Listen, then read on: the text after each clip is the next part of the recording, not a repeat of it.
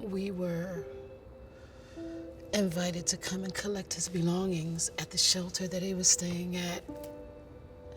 And I remember thinking, I want to touch the doorknobs he touched.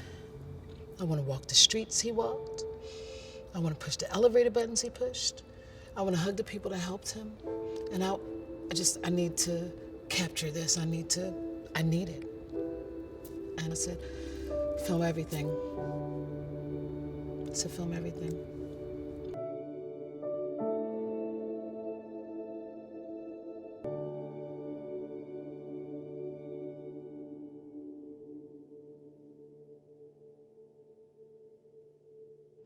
Elijah was very creative, smart, funny.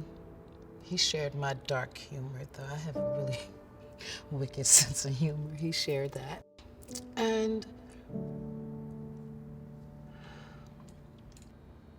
he was a filmmaker. You know, he'd enjoyed movies since he was a little boy, and he was a student at the Art Institute.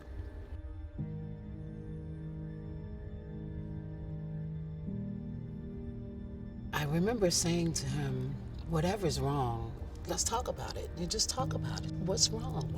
Why don't you want to talk?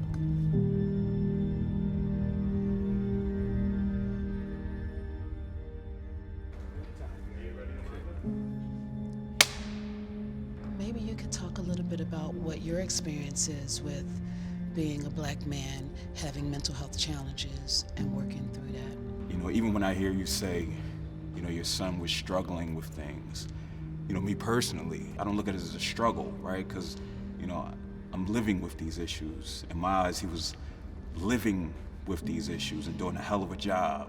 But again, the journey hasn't been easy. They say it takes 10+ years for somebody to really work on their mental health. For men, I suspect that it's longer, especially men of color.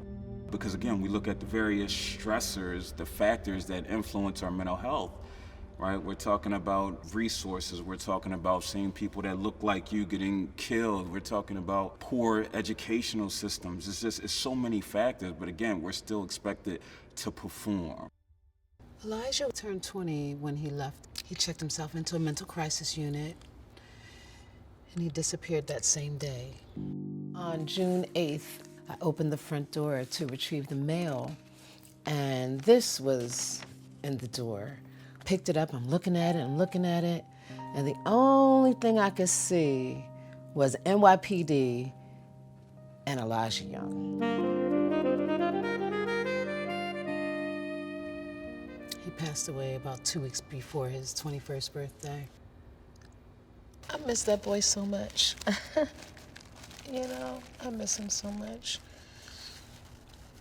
I cannot understand why he didn't talk to us.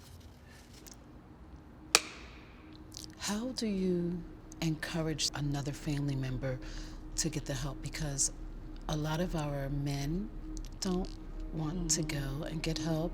A lot of times we've taught our young men to man up, to show no emotion, or you are a punk if you cry, or, you know, get over it, snap out of it. This is the stuff that we tell our young men, that crying is a sign of weakness. But you know what I tell young men? That is a part of your natural being, to show emotion. And so we need to begin to talk about mental health at the kitchen table. We need to ask questions like, how are you feeling today? We need to even, you know, stop saying to our young people, what's wrong with you? We need to ask them what has happened to you. Because nothing may be wrong with them. Something may have happened to them.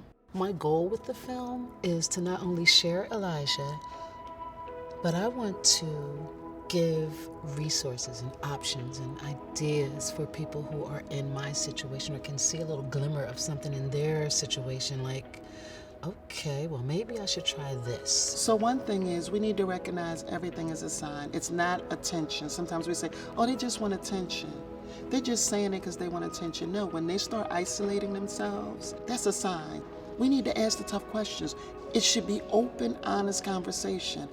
I'm learning to be responsible for the energy that I bring into the room, and I don't want to be sad all the time around everyone. I don't want to bring everyone down all the time, but Most of the time, I am sad and I am down.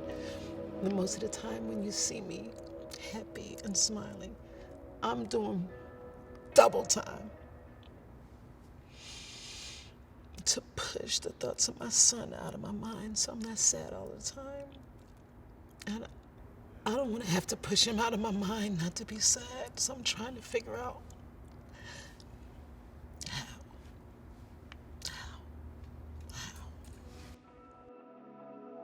I'm learning now how to be open to receive and give, because when you're closed, you can't get and you can't give. And I'm realizing that I have something to offer as well. When everything happened with Elijah, I didn't want anybody to know. I was just like, but then it was like, because then you're gonna hold all of that in. That's gonna be in you. You gotta let it out. So, letting it out.